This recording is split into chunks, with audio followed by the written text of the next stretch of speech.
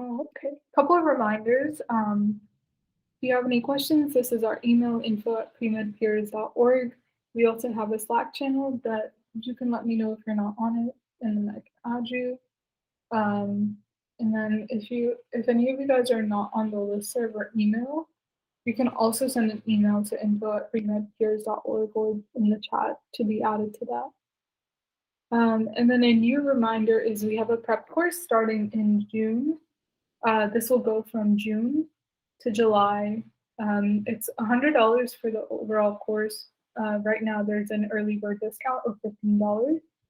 If you guys aren't familiar with the prep courses we've done in the past, this will include 5 like content sessions in the different subjects: biology, biochem, general chem, organic chemistry, physics, psychology, and sociology, and then 1 our sessions on the week. So it's 6 sessions over the course of 9 weeks.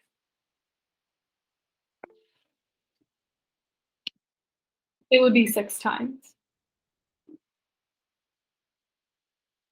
And these sessions are also recorded if you can't make it, but they're generally held on weekdays. It's at night, like the default time is 8 p.m. Eastern, but depending on tutors' availability might be a little bit different. The car sessions are either on Sunday or Saturday, and they are held at varying times, but mostly in the afternoon at this time, like 1 or 2 p.m. Eastern. Okay, with that being said,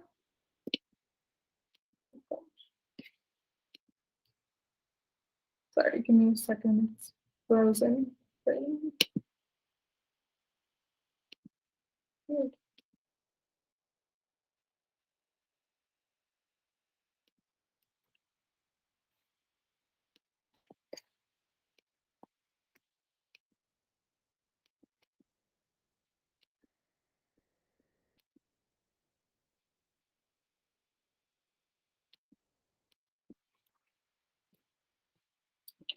I'm so sorry. I don't know what happened. I like my cursor is not working right now.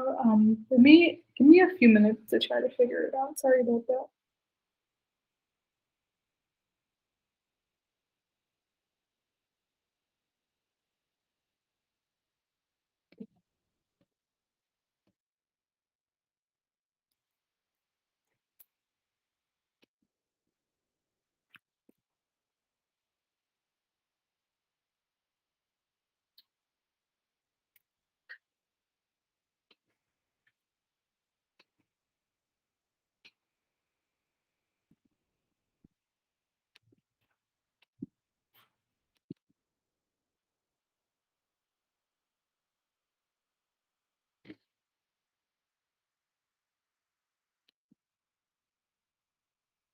I'm gonna restart my computer and see if that helps. You guys might need to come back into the Google Meet.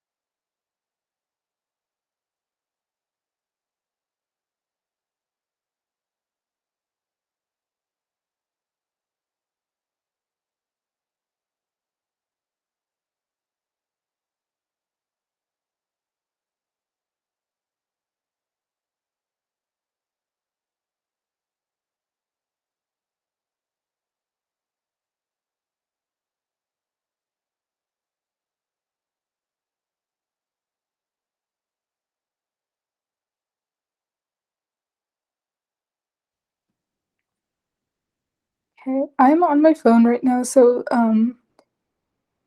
while that loads, I'll be on here.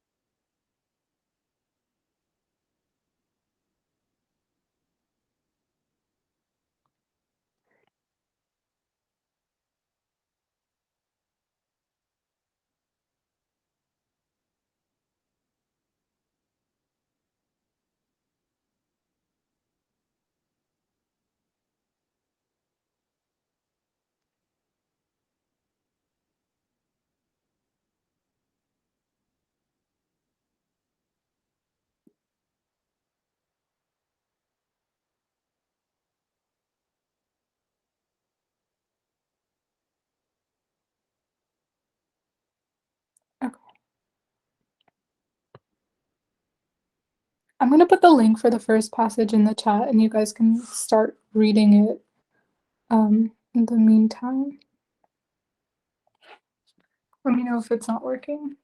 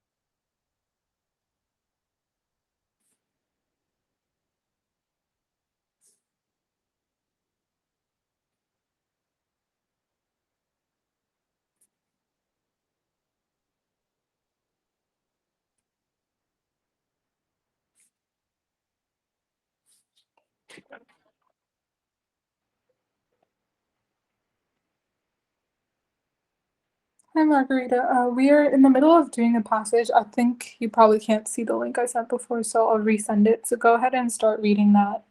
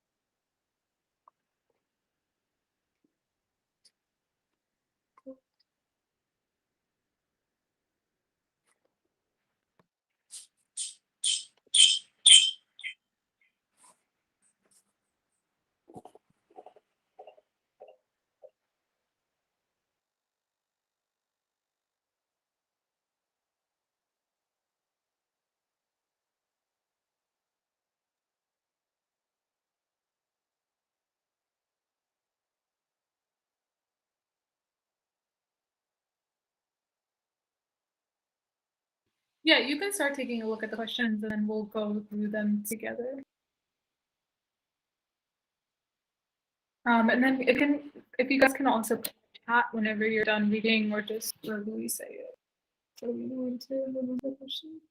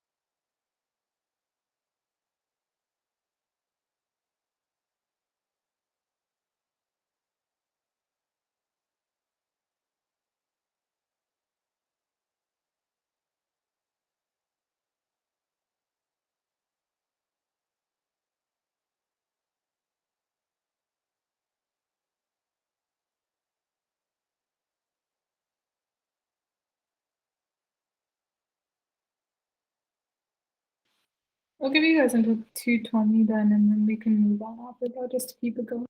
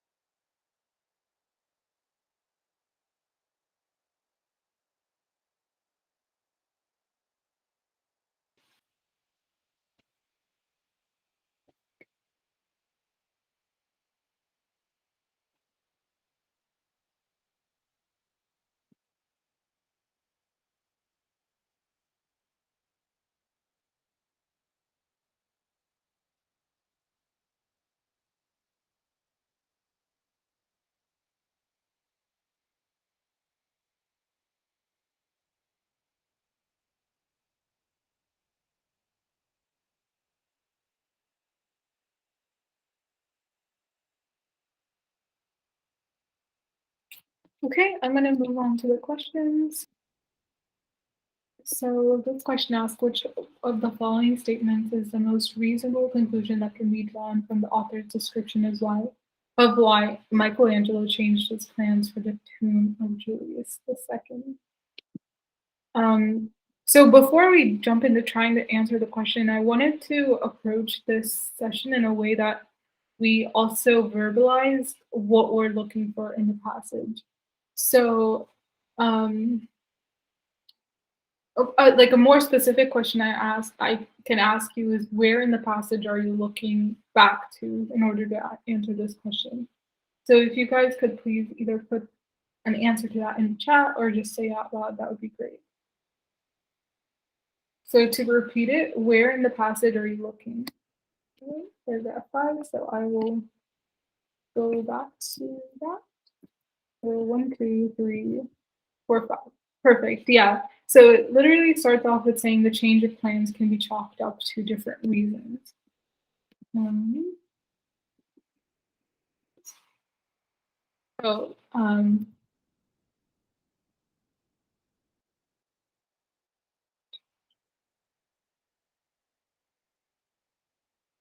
it does not mention Michelangelo converting to Christianity, so that is factually not supported by the passage. It is also not mentioned that he has a direct heir, only one direct heir to the future, to his fortune. The Sistine Chapel is mentioned, but the reason he mentions that is to say that the artistic development changed because of the Sistine Chapel, not because of the time. So then if we look at the last option, classical features took a very long time to build. So this might be a little bit harder because it's more of an inference. But if we again go back, the reason this makes sense is that um,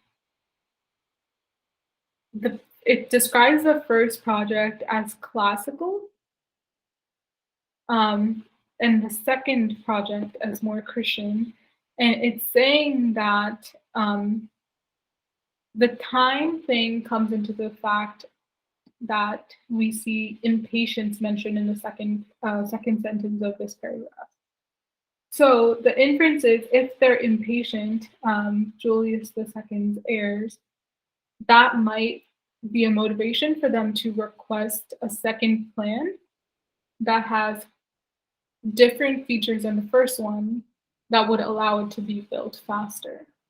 And it could be possible that classical elements of the first plan are the things that are taking a long time to build. Does that make sense? Does anyone have questions? And then I'll just put up here the Jack Weston explanations.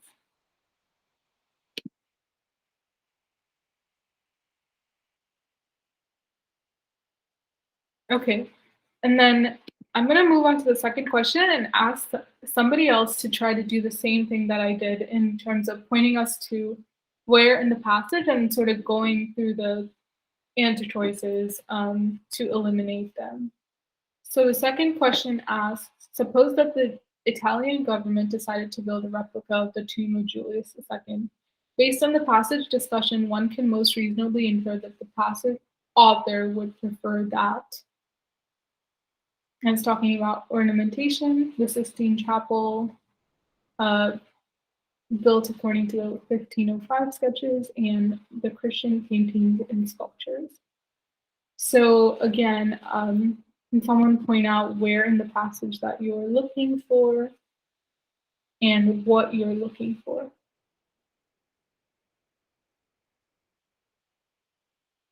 Or also let me know if you're stuck on something and want like a hint.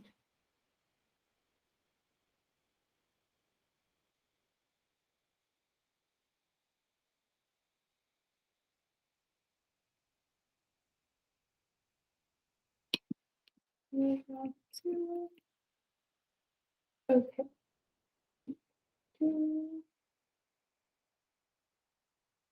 So what is it that you're looking for in this paragraph?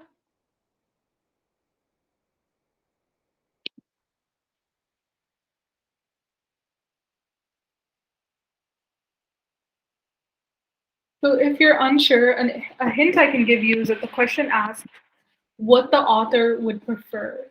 So in order to learn about the author's preference, it's easiest to identify his opinion, where he makes like an assertion rather than just stating a fact. So in this second paragraph, he's mostly just describing the drawing, not really making any judgments about them. So one example of a judgment would be at the end of this first paragraph. He's saying that this sketch, this first plan, surpassed the ancients. So that's a judgment in saying that this plan was better than anything else before. So there's nothing like that in the second paragraph. And then in the same vein, you're looking for a judgment of the author as it relates to how he would prefer the tomb to be built. So is anyone able to find author's opinion last paragraph? Yeah, perfect. So the judgment here would be that the later sketch was not as beautiful as the classical model, which is the first one. So this is really the key detail. It's basically saying that the author would prefer the tomb to be built in the image of the first model, and that's the answer. That is very straightforward. Um, so C is the correct answer. Does anyone have any? So look for the author's opinion in the passage. This is the correct answer. Did any of the other options throw anyone off and want to discuss it?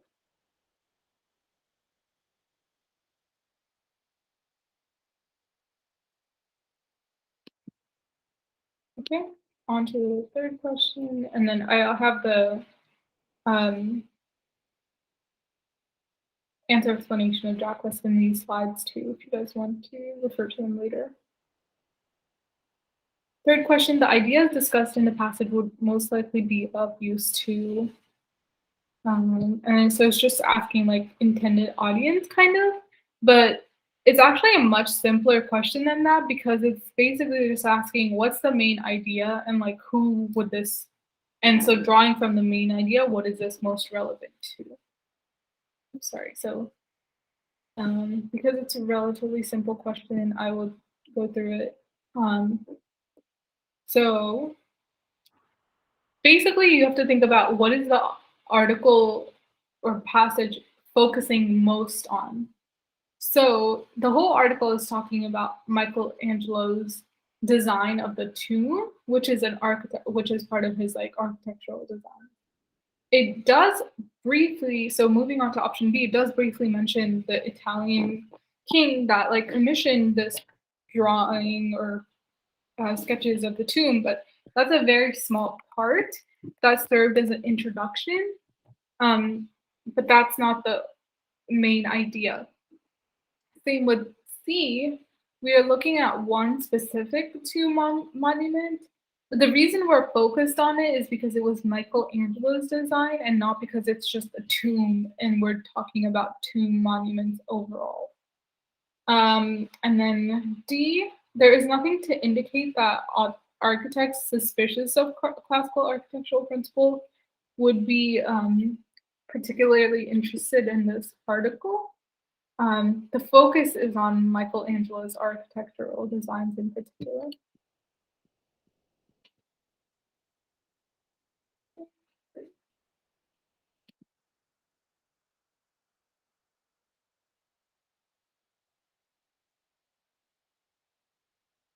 Okay, and the fourth question, the style of Michelangelo's 1513 design for Julius II's tomb is most analogous to which of the following books? So I feel like these are a little bit harder because it's drawing an analogy between like sort of two random things, but you have to read into the intention of the question, but also the answer choices. So um, I'm going to go back into the passage where it talks about the 1513 design and see what descriptors we have for it. So in this paragraph, it talks about sturdy compactness, unifications, and a tendency towards the colossal. Sheer monumental quality. It's beautiful because it's massive, constructed of obscene amounts of marble and gold. So it suggests that beautiful is expensive. Okay, so those are all the characterizations of the 1513 sketch that come out of it. So then you're sort of trying to match that with the books and see which one would make more sense. So the history book, there's nothing to suggest that there's more like historical relevancy of the 1513 design to the 1505 one. The second one, B, it's not necessarily telling a story in any sort of a way. C, This might seem random, but we don't really get anything out of Bible, but the thing that we're looking at is the jewel encrusted cover. So I would immediately draw a connection between the jewel and the part where it mentions the gold and the expensive marble. So that's something to keep in mind as you go through these answer choices. And then D, a book of simple poetic verse. So simplicity does not seem to go with um, the 1513 sketch. It was all about being super huge, kind of like full of like expensive stuff to indicate beauty. So because of that, the jewel encrusted cover suggests that it's like an ostensibly like fancy thing, and that's sort of the way that the 1513 plan looked.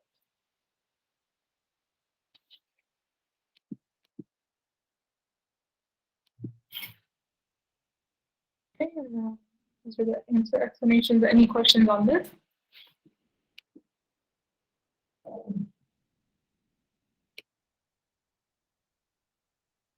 Okay, last question, I think. The author mentions the painting of the Sistine Chapel, Sistine ceiling, most likely in order to. So going back to the exercise we were doing earlier, uh, actually, we don't need to do that exercise now because it already tells you where to look. So this is called a purpose question. So we're going back to the question paragraph that mentioned the Sistine Chapel, and then you would ask yourself, what is the purpose of this paragraph? And then what specifically is the purpose of each explanation in the paragraph? So go back here. So what is the purpose overall of paragraph 5, the change of plans?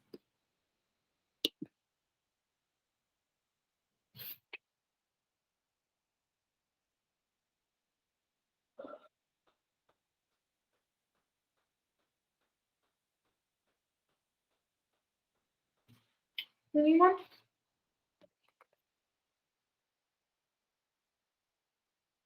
It's not anything tricky. It's just like the first sentence of the paragraph basically tells you what the purpose of the paragraph is.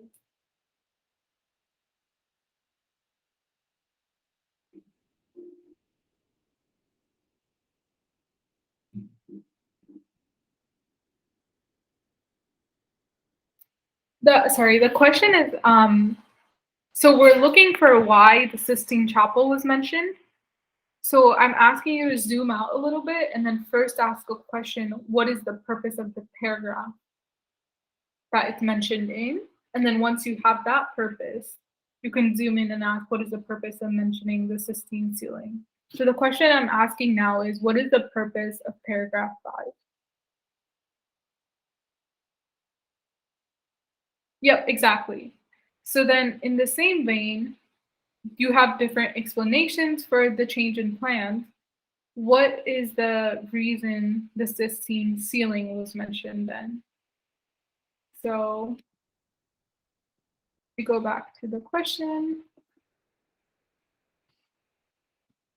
Is it to explain why he had a change in artistic sensibilities, to suggest why he got an idea for more expensive materials, or to depict Michelangelo as a great artist, or to explain why the 1505 plan contained references to pagan deities?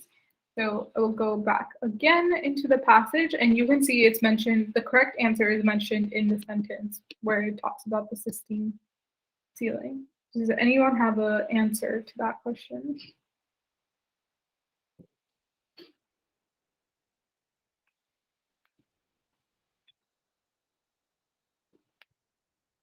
Yeah, exactly. Thank you. So it talks about why there might be an artistic change between the 1505 plans and the 1513 one. So it says the artistic development of Michelangelo, um,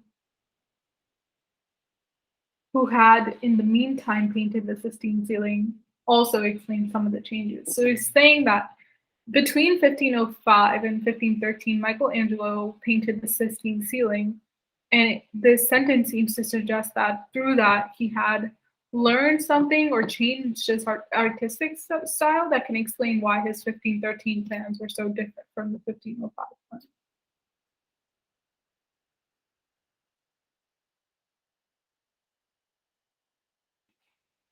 So here you go. A is correct.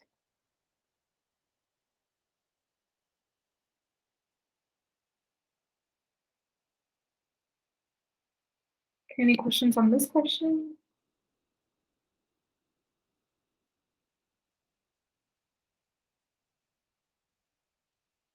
Any other questions before we move on to the second passage?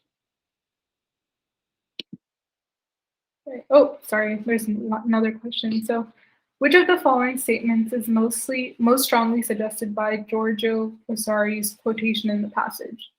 So immediately the first thing that your eye should be looking for is the quotation, because you are not, I think, gonna remember this. It didn't particularly stand out like an important passage, part of the passage. So I would jump right back even before I read the choices to see what that says. So, and it's a quote, so it's gonna pop out pretty easily in the passage. So you shouldn't really struggle to find it. Like I see a quote here, which is just 2 words, so that I know it's not it. Another quote here, another 3 words, so that's not it. And here's the big quote. So he says that the planned tomb in beauty and pride, richness of ornamentation, and abundance of statuary surpassed every ancient imperial tomb.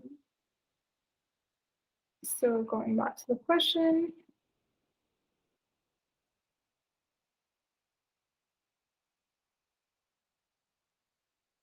does any of these choices jump out to you as the correct answer?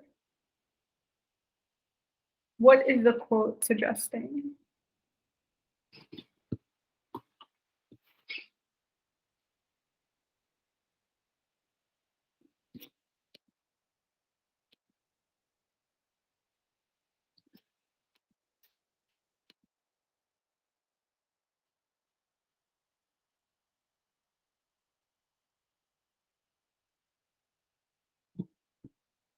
Yep, that is correct. So B is correct.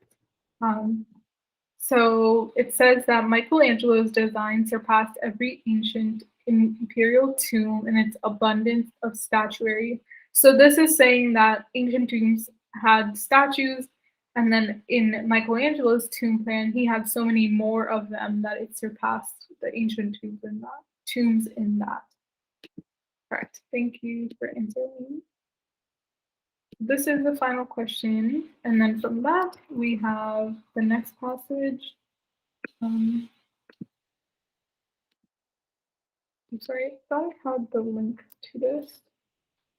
You can start reading on the screen while I'll go get the link for this.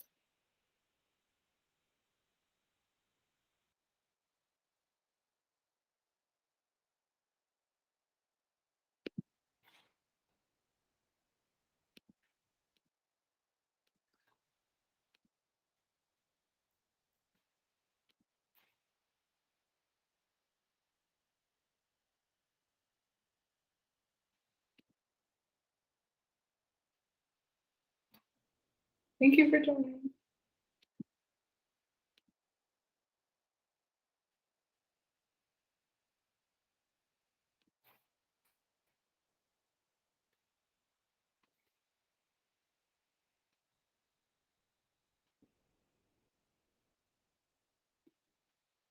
Thank you. Have a good day.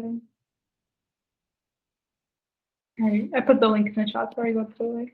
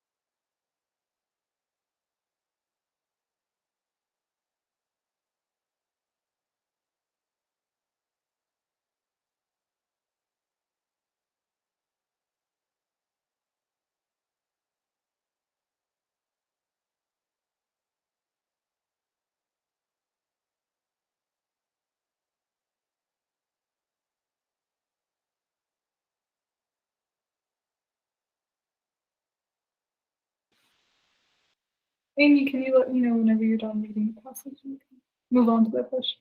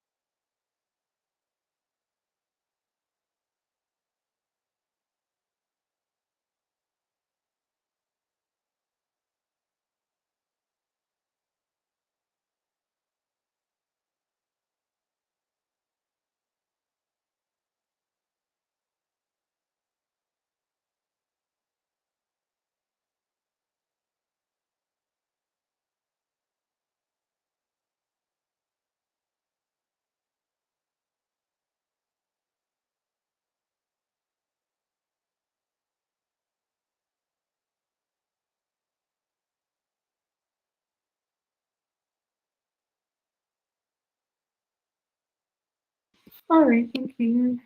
So, passage implies the world might be less sexist if men are no longer assumed to be superior to women. Women come to represent positivity instead of men. We recognize that we create the language that we all use, and its language is consciously modified to be less sexist.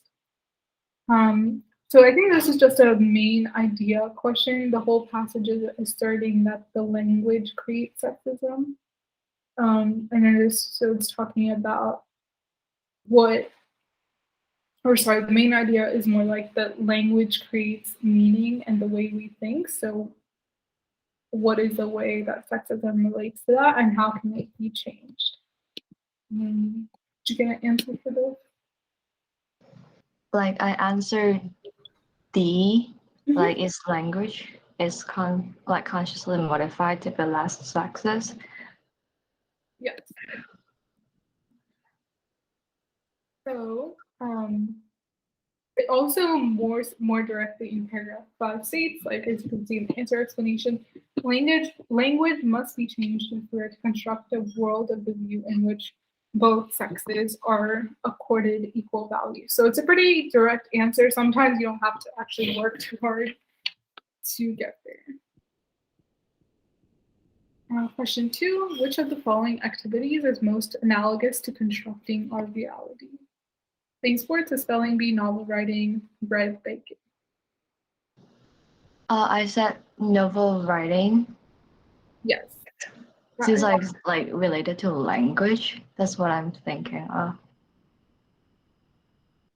yeah, this one was pretty hard in terms of like drawing an analogy between two things that are kind of unrelated. So if I go into the explanation, the way that the Jack Weston website explains it is that it talks more so about the main idea of how we create meaning in our world and not specifically to language. So if we go back into the passage, the first three paragraphs don't mention language. It's talking about how we create meaning.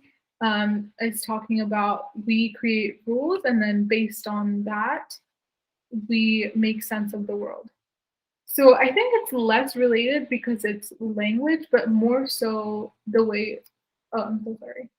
The way that they explain it is that when somebody writes a novel, they're creating the world and they're creating the rules of the world um, that they are writing. Yeah, that makes sense. Yeah, I actually this one I when I was initially doing it, I picked playing sports since I thought it was like sports aren't really something that have inherent value. Like the rules are made up, and then people play according to those rules. But the way that they explain it is that the person playing the sport is not the same person that created the rules. Um, so in that sense, they're not creating their own meaning. I think this is about like reading the question exactly because it's saying which of the following activities is most analogous to creating our constructing our reality. So it's talking about how do we make our own reality. So in that Mhm. A, B, and D are all like similar in the sense that we make the rule like the rules in sports are made up by somebody else. The rules of the spelling bee are made up by somebody else. And bread baking is the thing that like we assign meaning to in our culture.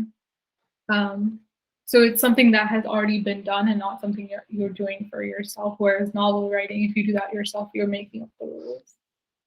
But I thought that was Yeah. actually a pretty hard distinction. So, Yeah, like if I have to get the correct explanation, it would be hard. I think I'm just lucky to like relate like the writing to language, I would say. yeah, I think that they also I think that's not wrong because if you can see in the last sentence, it says it is also the choice in which language can affect the reality of what it is made. So sometimes you can get to the answer through two different paths. Like they do acknowledge Mhm. that you can link language and get there as well. Mhm. Mhm. So the next one, which of the following discoveries, if genuine, would most weaken the author's argument? I said B. Okay. So first thing we should do is identify the author's argument. Um, so were you able to sum that up in like one sentence? Uh, I think I'm focusing more on like I think it's the fourth paragraph. It's a like our rule which we can see like as like male dominant world as norm is because uh they like a general writer they would default the writer as a he, or like they would create a world of like the main character as a he. So like that's why we would they would like be more like consider like, oh yeah, like male as a more like dominated world. I Yeah. think like that like drives me to choose B is because uh oh, it should be C or no, or like I don't know, like I feel like it should be like something related to like writers then, like or like the characters which is related to the character that they wrote it like in this world is a male dominated world. So I choose like, oh, they're more like male writers. Yeah. But like I actually don't know about like because it's pretty hard to apply, I guess, like for me. Yeah. Yeah, because you got the main idea. I actually picked B2 when I was going through it. The right answer is actually D. And sometimes there will be questions that you just don't agree with the logic of it, so we can look at their explanation and see. So you identify the author's argument, which is basically that the language we established in our society um, has the male as the default, and based on that, society has given more importance to male over female. So that's the main idea, which you did talk about. So they actually chose that argument would be undermined if English is derived from languages used by people who primarily worship goddesses.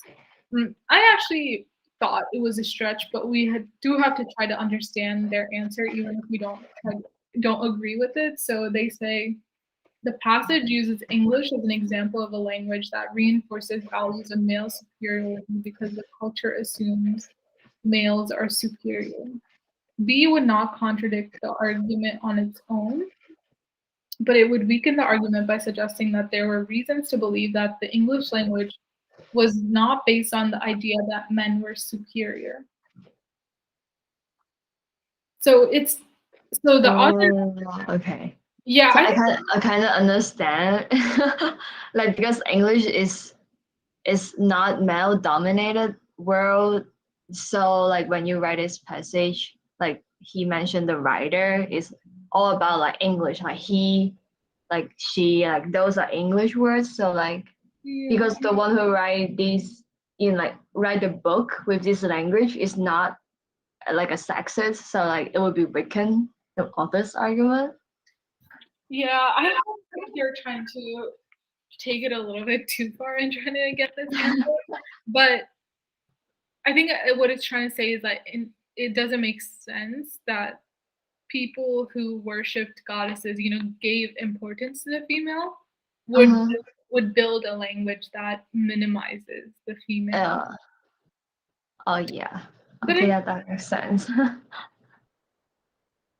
but I think the reason why B's would make sense to us is that we think that it's not necessarily sexist if we default to writer as he, if there are just more Mhm. writers in the world. But I think that doesn't answer the question of like why would we still default to it. So the way they explain it is that the passage does not discuss the impact of writers on language or the distribution of male and female writers.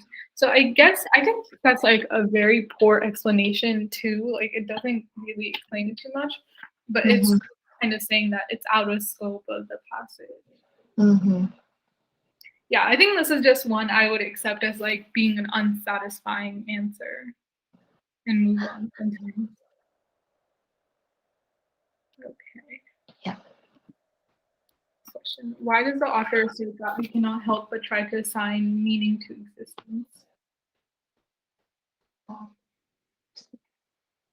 I choose B to introduce the idea that language affects our worldview.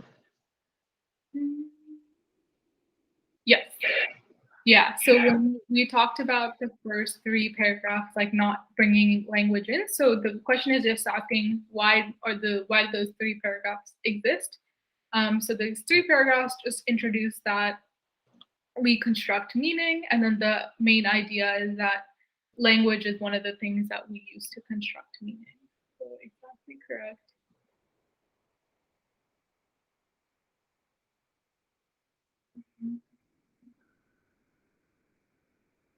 Yep, so same explanation that we talked about. Um, yeah, nothing else was confusing, right? The other option choices. Okay. Last question. The passage suggests that people could change the rules that language reinforces by. Uh, I said B, like recognizing how language deceives us. Let's see. So this is simple main idea question. I'm going to actually take us back into the passage and see where if we can find a direct supporting like quote for that. Um,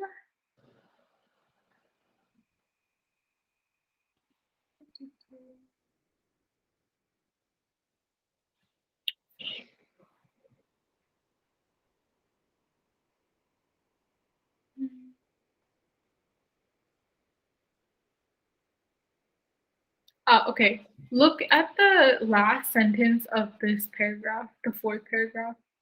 I can't tell if you can see my cursor or not.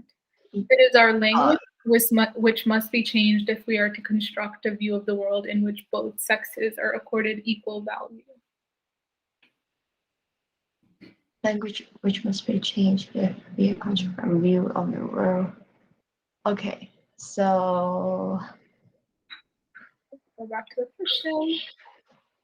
Um, I guess I suggest that people would change the rules by uh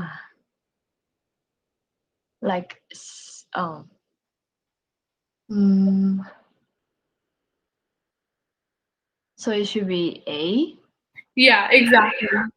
I think A and B are very similar, but A goes a little bit farther in saying we can't just recognize it, we have to change the rules. Oh, So if you is look it at because like the passage is about like the rule of using a language instead of like how language is like deceives us. So like we should change the rule of using a language. no, I mean, the passage does say that language can deceive us, but in that sentence that we just read, it says that if if we are going to change the thing that language reinforces, for example, it's saying that language reinforces sexism. If we're going to Mhm. change those ideas, we can't just recognize how language Mm, does that. We actually have to change the rules. okay. Oh, okay. So Yeah, that makes that makes sense. sense. I'm going to stop sharing, or sorry, stop recording.